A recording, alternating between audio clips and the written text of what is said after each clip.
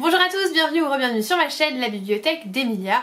Aujourd'hui on se retrouve pour faire le top 10 du second trimestre de l'année, c'est-à-dire mon top 10 des mois de avril, mai et juin. Je vous avais déjà fait un top 10 sur les 3 premiers mois de l'année. Je trouve que c'est plutôt bien parce que ça me permet de voir quels livres me font encore un petit peu voilà, de l'effet quelques mois après, même si forcément il y a des lectures de juin qui sont glissées là-dedans dans ce top 10, mais ça me permet de voir quel livre vraiment est resté gravé dans ma mémoire. Et parfois dans le top 10 il y a des livres qui ont eu une moins bonne note à chaud que d'autres qui ne sont pas dans ce top 10 parce que sur le moment voilà j'étais plus fatiguée, j'étais plus dure, plus sévère, moins sévère, et du coup en fait finalement c'est avec le temps, avec voilà le recul sur les lectures que j'arrive vraiment à me dire si un livre m'a vraiment plu ou pas. Donc bah c'est parti, je vais vous présenter mes 10 livres préférés du trimestre. J'aime beaucoup ce format, je suis très contente de l'avoir fait sur ma chaîne et je pense que je vais continuer à le faire un bon bout de temps parce que ça me permet de vraiment vous sortir mes préférés des derniers mois. C'est un condensé de bonne lecture on va dire. Alors le 10e à cette place, il s'agit d'un livre dont je vous ai parlé dans mon bilan du mois de juin. Il s'agit de Atlas, donc l'histoire de Passalt, le dernier tome de la saga des 7 sœurs dont vous aurez très bientôt un saga en série. Ça arrivera un dimanche en juillet, voilà, c'est dans les clous, je l'ai pas encore filmé mais ça ne saurait tarder. Les 7 sœurs c'est une saga que j'ai vraiment lue sur la durée, je pense que je l'ai lue sur l'espace de 3-4 ans. C'est une saga que j'ai beaucoup aimée, qui m'a donné énormément d'émotions, et bien que ce dernier tome n'ait pas été assez convaincant pour moi par rapport au reste de la saga, c'est quand même la clôture d'un truc vraiment énorme, de quelque chose de grand, quelque chose de touchant, d'émouvant, et j'étais obligée de le faire figurer dans cette liste parce que je l'ai tellement attendu et que cette saga je l'aime tellement que du coup vraiment j'étais obligée de le faire figurer là-dedans. C'est vraiment une très chouette saga si jamais vous aimez les drames familiaux, les alternances présent-passé, allez-y, foncez, c'est une saga qui est chouette et du coup pour le coup cette fois-ci elle est terminée. C'est d'ailleurs le fils de Lucinda Riley qui l'a terminée puisque malheureusement l'autrice nous a quittés avant de pouvoir terminer son œuvre. Mais c'est comme ça a été très bien fait, c'est une très bonne lecture et je vous conseille de tout cœur de vous plonger dans la saga des 7 sœurs. En 9e position, on retrouve également un livre de juin et on retrouve une suite de sagas avec les détectives du Yorkshire. Rendez-vous avec la ruse, c'est le tome 5 je crois, je sais plus à chaque fois parce que c'est pas marqué, il n'y a pas de petit numéro. On va suivre Samson et Delilah qui sont un duo d'enquêteurs. À la base Samson c'était un policier qui s'est fait piéger à Londres, voilà, et du coup il a dû s'enfuir. On essaye de lui faire porter le chapeau pour des choses vraiment pas chouettes et du coup il va rentrer dans son village natal où il n'est pas accueilli avec vraiment l'amour qu'on pourrait lui porter puisqu'il a été un petit peu chassé du village. Il va renouer avec Delilah qui elle est l'enfant chéri du village et Delilah va lui louer un local et va également ouvrir une agence de rencontres matrimoniales en ligne, et c'est lorsque ses clients se font tuer qu'elle va faire appel à Samson et où ils vont commencer leur collaboration tous les deux. C'est vraiment une saga qui se bonifie. Le premier tome est trop long, très long, puisqu'il met vraiment son temps à poser les personnages, le décor, et du coup c'est voilà, c'était long, le premier tome m'a pas convaincu. À partir du deuxième tome j'étais accro et là je me régale, vraiment j'essaye de bouffer la série sur l'espace d'un an, je me régale, je vais continuer à l'écouter. En plus l'audio est narré par la voix française de Bridget Jones, donc c'est trop chouette et globalement c'est vraiment un tome qui m'a beaucoup plu. Je peux pas vous donner énormément de détails parce que c'est un tome 5 donc voilà, mais là on va rentrer plus en détail sur qu'est-ce qui s'est passé par rapport à Samson, qui essaye de le piéger. On commence à avoir des réponses, on commence à creuser un petit peu, trouver des choses qui auraient dû rester cachées. Bref, c'est un très bon tome, j'ai hâte de lire la suite et c'est mon 9e meilleur livre du trimestre. En 8e position, une fin de saga, je dirais même une fin de saga d'une saga que j'adore très fort, mais qui n'est pas plus haut que la place 8, tout simplement parce que je trouvais que c'était le moins bon de la trilogie, la malédiction des fins de saga. Il s'agit de The Blood Traitor de Lynette Noni, donc le tome 3 de la saga The Prison Healer, qui va se concentrer sur une jeune fille qui s'appelle Kiva, qui est une espèce de guérisseuse à la prison de Zalindov, et un jour la reine des rebelles est amenée à moitié morte.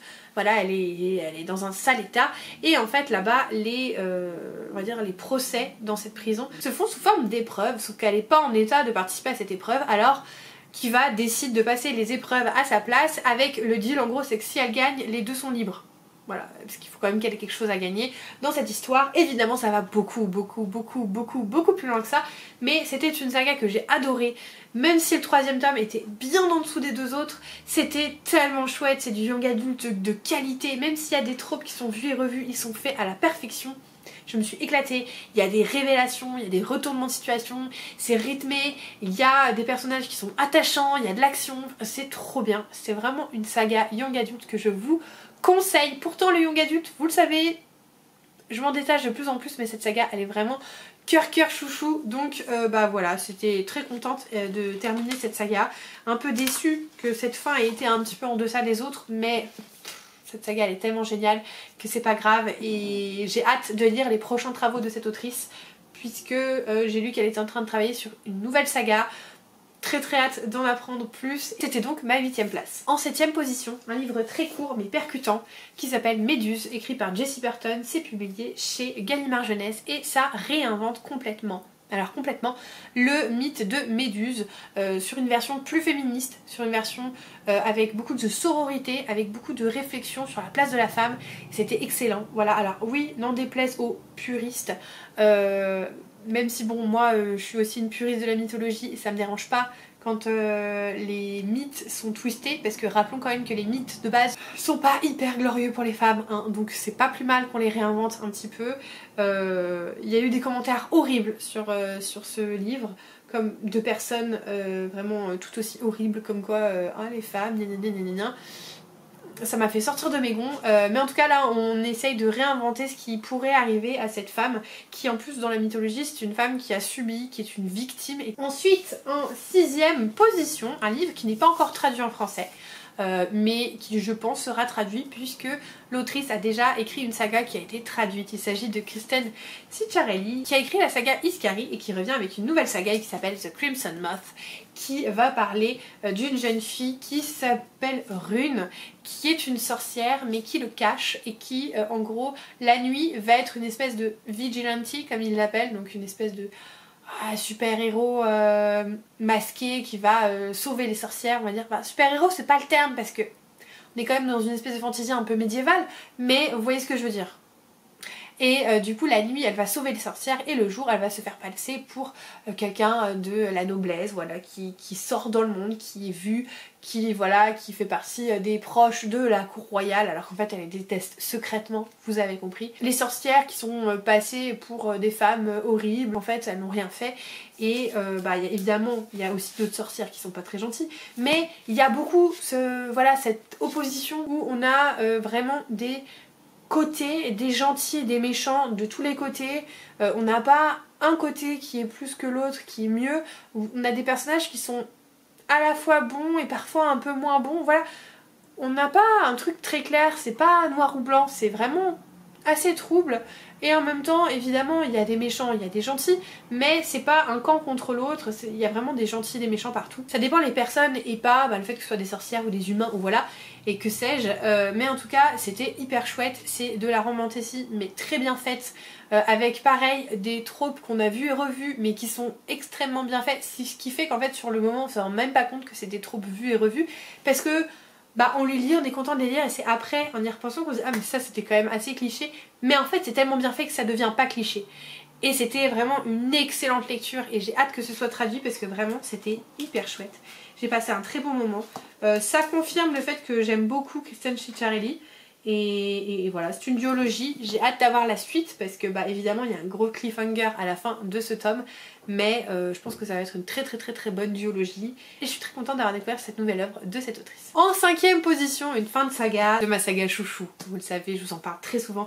Il s'agit de Secret Shanghai Full Heart Huntsman, vous l'aurez très bientôt je pense puisque Cruel Lady Fortune, qui est le tome qui se passe avant celui-ci, sort en juillet ou en août, donc à mon avis vous aurez la fin de la saga avant la fin de l'année.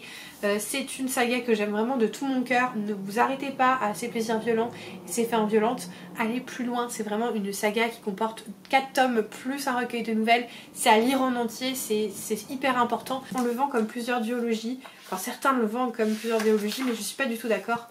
Donc voilà, vous voyez ça comme un tout. À la base, c'est le Shanghai des années 20, sous couvert, vous savez, de guerre de gangs, de communisme, de nationalisme, et à tout ça, vous ajoutez quelque chose de surnaturel, avec un monstre qui rôde, avec des pouvoirs étranges, une réécriture de Roméo et Juliette, avec deux personnages qui sont ennemis au début, hein. Ils ont été amoureux puis maintenant ils sont ennemis quand l'histoire commence, de deux familles rivales et qui vont être obligés de collaborer ensemble et qui vont se retrouver, et c'était magnifique, c'était génial. Ce tome là était aussi un petit peu en dessous des autres parce que j'ai trouvé que c'était trop facile pour les personnages. Je pense que Chloé Gong a voulu faire plaisir à ses fans et du coup elle a fait des fins trop heureuses. J'en dirai pas plus, mais c'était pas assez difficile. À chaque fois qu'il y avait une situation compliquée, ils en sortaient très rapidement et je trouvais qu'on n'avait pas le temps d'avoir peur pour eux, on n'avait pas le temps de palpiter, un petit peu comme dans les autres tomes, ce qui fait que ce tome était un petit peu en dessous, mais c'était une conclusion à une saga incroyable qui restera dans mon cœur pendant hyper longtemps parce que vraiment c'était une saga inoubliable qui m'a vraiment marquée. Donc vraiment je vous conseille cette saga, elle est trop chouette et continuez, ne vous arrêtez pas à ces fins violentes parce que ça c'est trop bien. Voilà, ça me fait mal dans un sens de me dire que c'est fini, que je les reverrai plus. Mais c'est comme ça, c'est la vie. Il faut tourner la page de temps en temps, mais c'était une saga vraiment très chouette. Je vais un peu vite parce que je sais pas si vous l'entendez, mais je suis encore malade, donc voilà, je suis peut-être un petit peu moins loquace que parfois. En quatrième position, un roman français d'une autrice que j'aime beaucoup, dont j'ai attendu patiemment que le printemps arrive, même s'il n'est jamais arrivé, pour lire le tome 2. Il s'agit de Steam Sailor avec les alchimistes. C'est écrit par Elias Green et publié chez Gulfstream. J'ai passé un excellent moment avec ce livre. Il est en quatrième position, c'est peu vous dire. Et on va suivre en fait une petite troupe de pirates déserts, puisqu'on est dans vraiment des pirates déserts avec des ballons un peu, vous savez, très steampunk, qui vont enlever Prudence, je crois qu'elle s'appelle Prudence, qui est une jeune fille qui a des pouvoirs un peu particuliers, afin de trouver la cité des alchimistes. Et alors là, vous avez en référence, vous avez l'Atlantide et également la planète au trésor. J'en ai parlé avec l'autrice qui m'a confirmé que c'était définitivement ses inspirations. Ce deuxième tome, je vous en parle pas plus pour pas vous donner l'intrigue par rapport au tome 1, mais c'était génial. Et tout ce que je peux vous dire, c'est qu'à tous les fans de Star Wars ici, si vous aimez la course de modules de la menace fantôme, vous allez être servis. Parce qu'il y a une scène qui est vraiment inspirée de cette course de modules. J'en ai parlé encore une fois avec l'autrice qui m'a dit oui, c'était mon inspiration. Et j'étais trop contente de lire ça. Alors pour ceux qui n'ont pas vu Star Wars, ça vous choquera pas plus que ça. Mais pour ceux qui le savent, je vous jure, c'est un clin d'œil qui m'a fait tellement glousser. C'était trop bien. Et tout ce que je peux vous dire, sans trop en révéler sur l'intrigue de ce deuxième tome, c'est qu'on va énormément se concentrer sur les autres membres de l'équipage. Dans le premier tome, on est beaucoup sur le capitaine et sur Prudence. Là, on va beaucoup plus explorer le reste de l'équipage, qui est une found family absolument incroyable. Et on va introduire de nouveaux personnages qui sont tout aussi incroyables. Je pense notamment à Elizabeth, qui vraiment est un personnage que j'ai adoré et je peux tellement pas vous en dire plus, mais c'était juste excellent. Ça tire un petit peu sur le jeunesse dans le premier tome, mais en fait, on est beaucoup plus dans un truc mature et young adulte, voire peut-être même plus tire un petit peu sur l'adulte. À partir de ce deuxième tome, c'est plus sombre, c'est plus noir, il y a des scènes qui sont un peu dures, mais c'était excellent et j'ai qu'une hâte, c'est d'être à Montreuil pour lui prendre le dernier tome parce que je me suis fait voilà une ligne directrice, c'est de lui acheter tous les tomes à Montreuil. J'avais acheté le premier, pas l'année dernière mais celui d'avant, celui-là je l'ai acheté en décembre et donc en décembre cette année je lui achèterai le dernier tome et ça va être trop bien. J'adore cette saga, vraiment c'est une petite pépite française si vous ne l'avez pas lu, même si vous n'aimez pas forcément le steampunk, moi c'est pas du tout quelque chose qui m'attire et pourtant je me régale avec cette saga. Vraiment, lancez-vous, c'est pépite. En troisième position, un roman de chez Nami. Une fois n'est pas coutume, vous le savez, Nami, ça devient une de mes maisons d'édition préférées. Et j'ai adoré découvrir Le Gardien des Souvenirs de Sanaka Hiragi, qui va se passer dans un studio photo qui se trouve un petit peu entre la vie et la mort. C'est-à-dire que les défunts viennent dans ce studio photo pour sélectionner une photo par année ou par semaine, je sais plus, par année, je crois que c'est par année, de leur vie pour les revoir dans un dernier tour photo, un petit peu pour mettre en métaphore, voir sa vie défiler devant ses yeux, c'est un petit peu l'idée. Et évidemment, ils ont également le droit de retourner prendre une photo d'un souvenir particulièrement important pour eux et revivre un petit peu ce moment. On est sur, comme très souvent avec cette maison d'édition, pas tout le temps mais souvent, une une histoire, surtout pour les auteurs asiatiques, plusieurs histoires qui vont se passer avec notre personnage principal qui est donc le photographe, et qui va suivre plusieurs personnes dans leur passage dans l'au-delà en fait tout simplement. Et c'était des belles histoires de vie, j'en veux plus, j'espère qu'il y aura un autre tome parce qu'il y a un mystère autour du photographe que j'aimerais voir éclairci en fait. Mais c'était tellement bien, c'était beau, c'était doux, vraiment si vous cherchez à lire un petit peu chez Nani, celui-là c'est vraiment un de mes préférés, je vous le conseille. Il était magnifique, il était doux, il était beau, il était réconfortant comme tous leurs livres, hein, mais celui-là il était vraiment exceptionnel et il mérite tellement cette 3ème place, je vous jure, il le mérite amplement. On arrive au top 2. Et là, dans la dernière vidéo, je vous avais dit ouais, je veux pas les classer, ils sont ex aequo, mais je suis obligée là. Donc en fait, j'ai choisi. Et en fait, quand on est obligé de choisir, on choisit. En 2ème place, je vais mettre Les Aventuriers de la Mer. Ah donc là j'ai le tome 1, mais en fait c'est tome 1, 2, 3, puisque ça correspond à un même tomes en version originale, c'est juste les versions françaises qui ont fait n'importe quoi et qui ont découpé les tomes. Et donc Les Aventuriers de la Mer c'était génial, j'ai commencé la trilogie, bon en français c'est 9 tomes mais j'ai commencé la trilogie, j'adore, j'aime moins que l'Assassin Royal mais j'adore. On va suivre notamment la famille Vestrit qui est donc composée de Althea qui est la fille du capitaine mourant, de Kyle qui est le beau-fils du capitaine et de Yemin qui est le fils de Kyle, donc le petit-fils du capitaine. Et toute cette famille va graviter autour de la Vive Nef qui s'appelle Vivacia, qui est un bateau qui est fait de bois un peu magique, qui va prendre vie au bout de 3 générations. Et du coup à la mort du père d'Althea, le bateau va prendre vie et normalement ça aurait dû revenir à Althea, sauf que ça va revenir à Kyle, son beau-fils. Et Kyle va sortir son fils Aemon qui était prêtre pour l'amener sur le bateau alors que lui il n'a pas du tout envie de ça. Et vous avez énormément de complots politiques, vous avez des intrigues, vous avez des pirates, un capitaine très important qui va se faire une espèce de mot d'ordre de libérer les esclaves. Vous avez des serpents d'eau qui sont très dangereux, vous avez des anciennes pas mythologies mais des anciennes prophéties ou des anciennes destinées qui vont se révéler et c'est très chouette. C'est très chouette. C'est pas l'Assassin Royal, c'est moins bien à mon sens, mais c'est très chouette. Je me régale, j'ai commencé la lecture donc du tome 4 en français, donc début du tome 2 en version originale et je compte bien dégommer cette saga sur l'été parce que j'ai envie d'avancer. Je l'ai gardée au chaud pour la lire en été et du coup ça fait longtemps que j'ai terminé l'Assassin Royal et j'ai eu pas mal de mois de latence entre l'Assassin Royal et les Aventuriers de la Mer, et là j'aimerais bien dégommer les Aventuriers de la Mer pour ensuite laisser quelques mois passer et me remettre dans la 2ème trilogie de l'Assassin Royal. C'était génial, je peux que vous dire que Robin Hobb je l'adore, je le dis à chaque fois, je pense que son univers c'est vraiment mes livres préférés et même si là il a que la 2ème place, c'était vraiment à pas grand chose et c'est parce que le premier livre est exceptionnel mais c'était trop chouette.